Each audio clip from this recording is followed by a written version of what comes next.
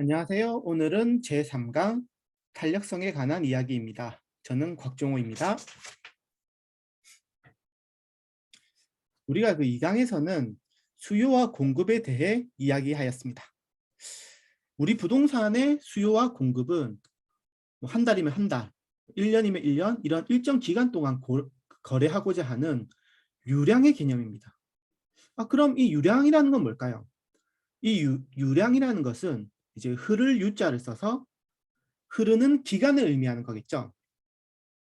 뭐 2021년 한 해 동안 주택 공급량이라든지 아니면 우리가 흔히 쓰는 연봉이라는 것은 내가 받는 1년 동안의 급여를 이야기하죠. 그리고 월급은 한 달이라는 기간 동안 받는 급여를 이야기하겠죠. 이러한 기간은 모두 유량의 개념입니다. 뭐 반대로 지금 당장 통장이나 지갑에 있는 내 돈은 지금 시점, 즉 저량의 개념이라고 할 수 있겠죠. 제가 그 유량은 기간이라고 했잖아요. 뭐 기간이라고 한다면 우리가 뭐 유행이라는 단어 아시죠? 뭐 유행은 영원합니까? 뭐 우리 뭐 정말 제가 어렸을 때는 그 워크맨이 엄청나게 유행이었거든요. 그건 너무 한 유치원, 초등학교 저학년 시절이긴 한데 아니네. 중학교 때까지도 워크맨이 대세였습니다. 워크맨이 가장 이제 유행이었고 그런데 이제 MP3라는 게 나왔어요. 그리고는 우리가 이제 노래를 테이프를 안 사고 컴퓨터에 연결해서 MP3를 듣게 되는 이제 MP3가 유행을 이제 좀 선도하게 되었죠. 그리고 나서 이제 또 유행인 것은 스마트폰이 나오면서 이제 MP3의 유행은 이제 끝나게 됐죠. 이처럼 유행은 영원하지가 않고 어떤 한 시절을 풍미하죠. 이처럼 뭐 유행은 한 시절, 유량은 일정 기간을 이야기합니다. 그리고 우리가 뭐 핸드폰을 개통하러 가면 이제 핸드폰 파시는 분께서 고객님 제가 정말 뭐 저렴하게 드렸으니까 뭐 저렴하게 정말 뭐 우리가 받았는지 안 받았는지 모르는데 이 비싼 요금제를 3개월만 유지해 주십시오라고 많이들 하죠. 3개월 유지해 달라는 말 많이 들으셨을 겁니다. 이 유지해 달라는 거는 3개월 기간. 유지는 기간, 유행도 기간, 유량도 기간이죠. 유량은 일정 기간입니다.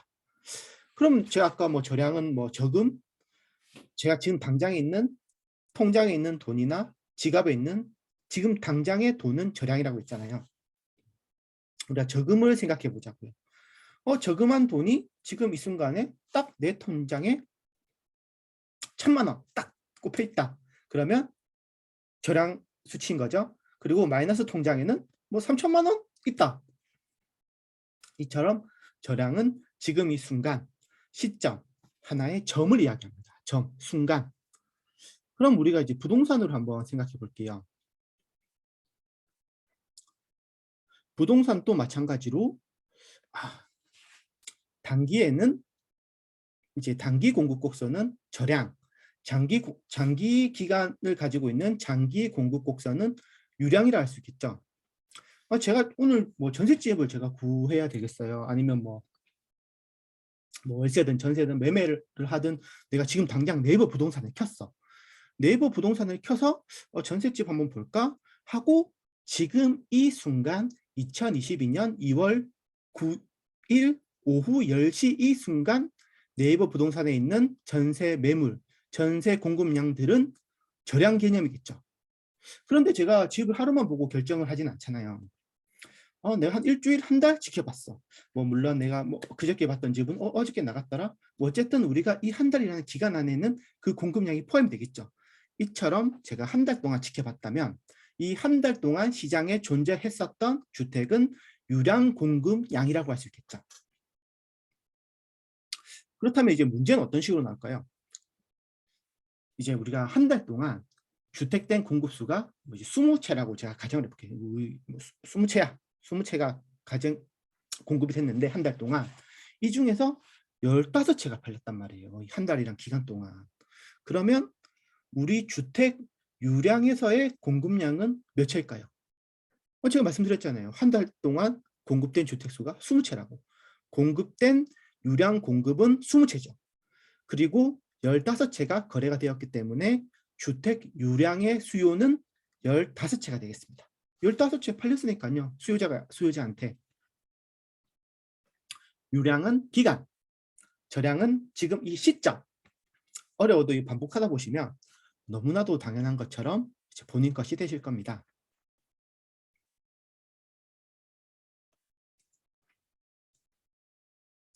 자, 이제 6번으로 넘어가서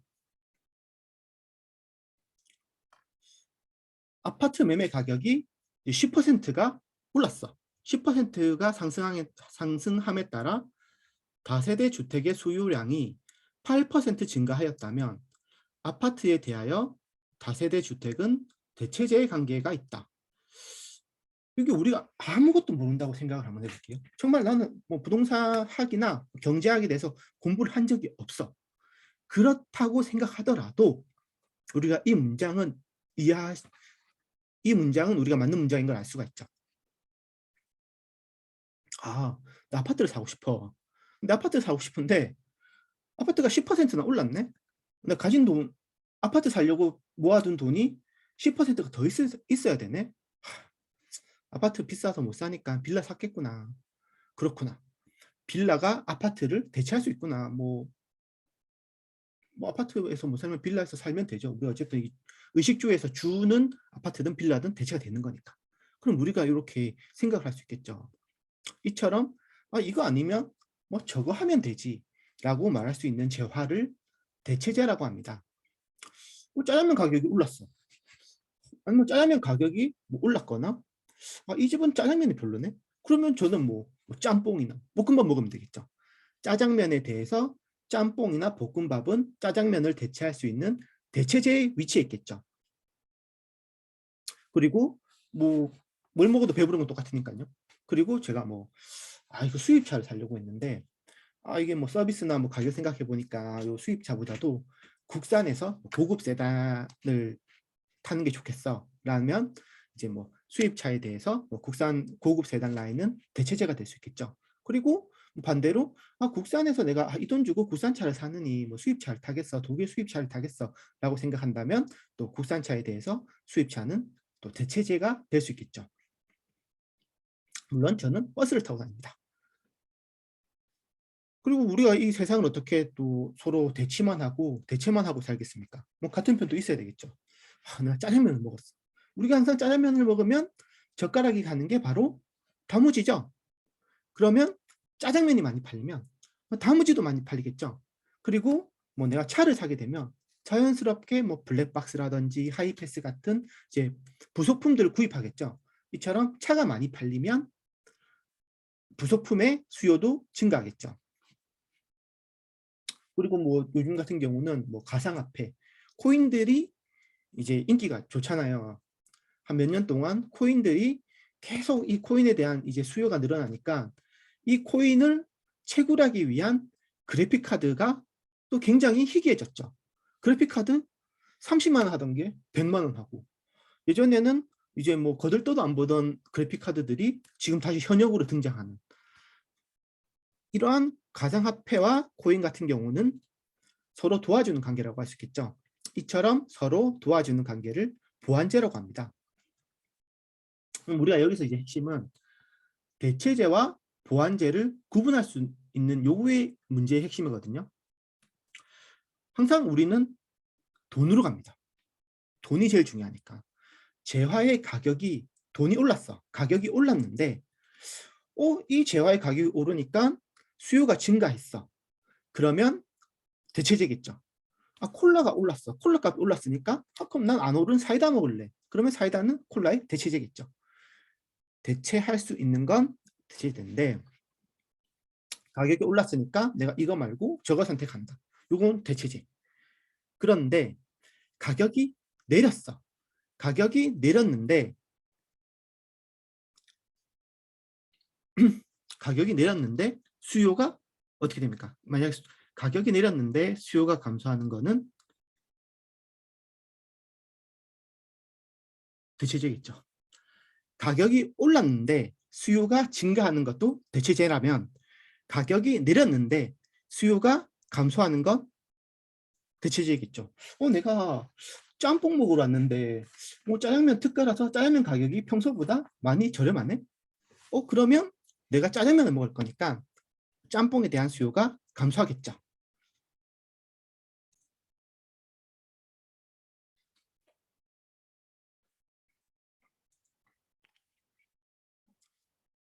반대로 재화 가격이 올랐는데 수요가 감소했어. 짜장면 가격이 오르니까 단무지도 많이 안 나가겠죠. 차량 가격이 오르니까 차량 구매가 잘 안 되니까 당연히 부속품도 안 나가겠죠. 그리고 재화 가격이 내리면 또 수요가 증가하는 것도 보완제겠죠. 뭐 이처럼 우리가 이제 대체제와 보완제 관계는 결국은 짜장면, 짬뽕, 단무지를 생각해서 서로 연관해 보시면 우리가 해결을 할 수가 있습니다. 그러면 탕수육은 뭘까요?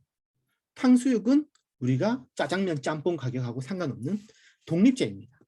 이 독립제라는 거는 이제 탕수육은 우리가 짜장이건 짬뽕이건 상관없이 돈 있는 제만 먹을 수 있는 거잖아요. 그렇기 때문에 우리가 재화의 가격에 영향을 받지 않고 전혀 상관없는 별도의 상품 재화를 우리가 독립되어 있는 독립제라고 합니다.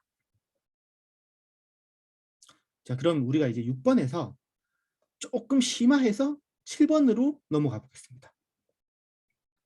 6번 문장에서 조금 이어지는 문장이 되는 거겠죠.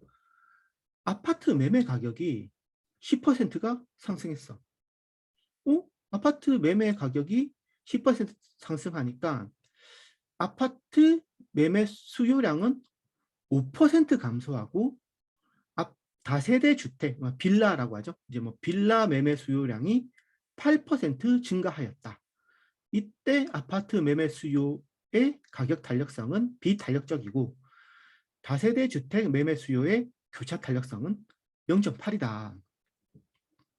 자, 우리가 이 정도 이제 기출 문장이라고 한다면 상당히 어려운 문장이면서도 우리가 반드시 맞춰줘야 되는 문장이라 할 수 있겠죠.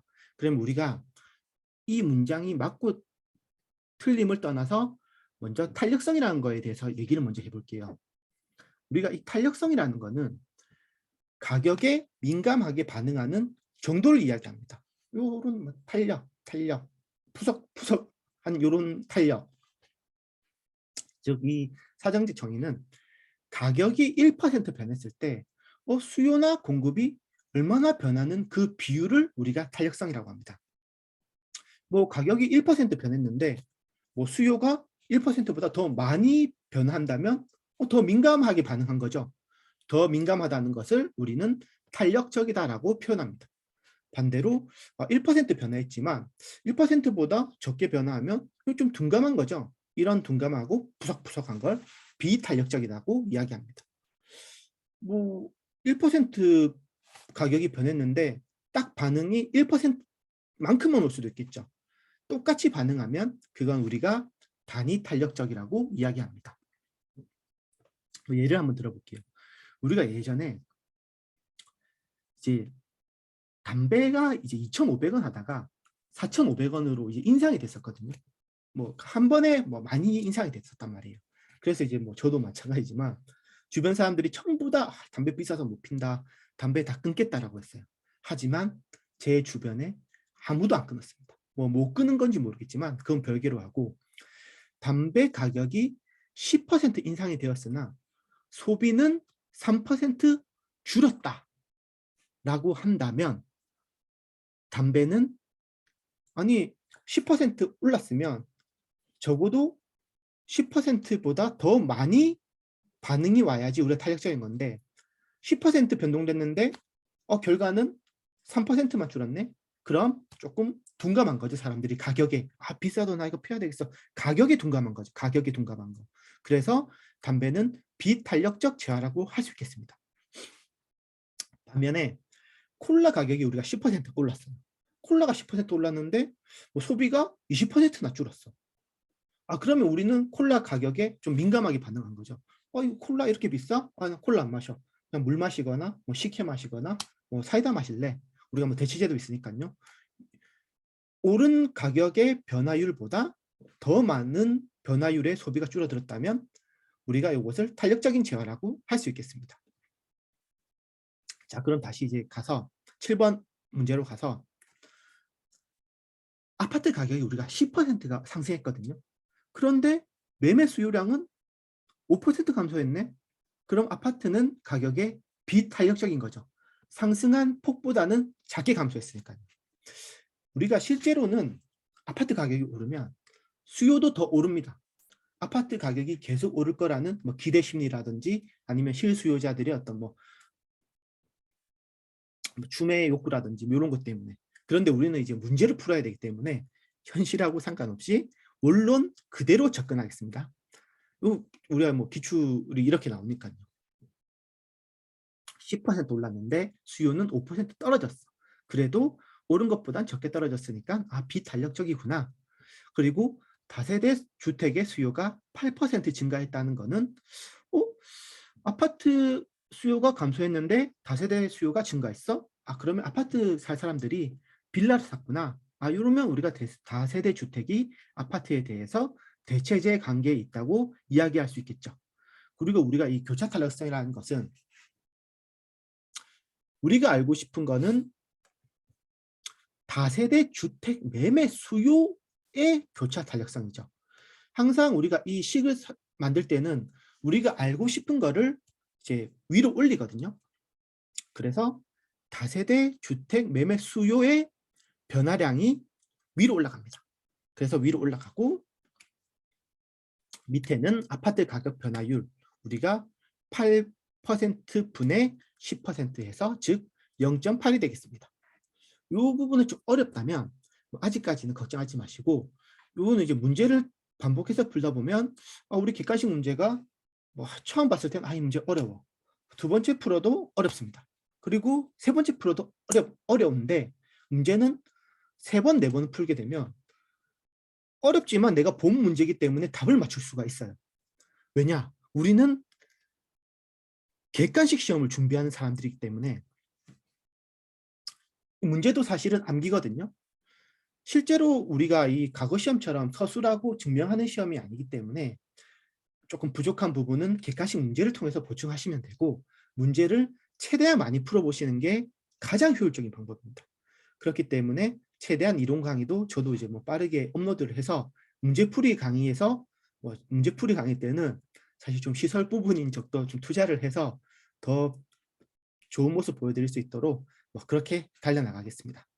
그럼 오늘 상강 여기까지 하고 다음 강의로 뵙겠습니다. 감사합니다.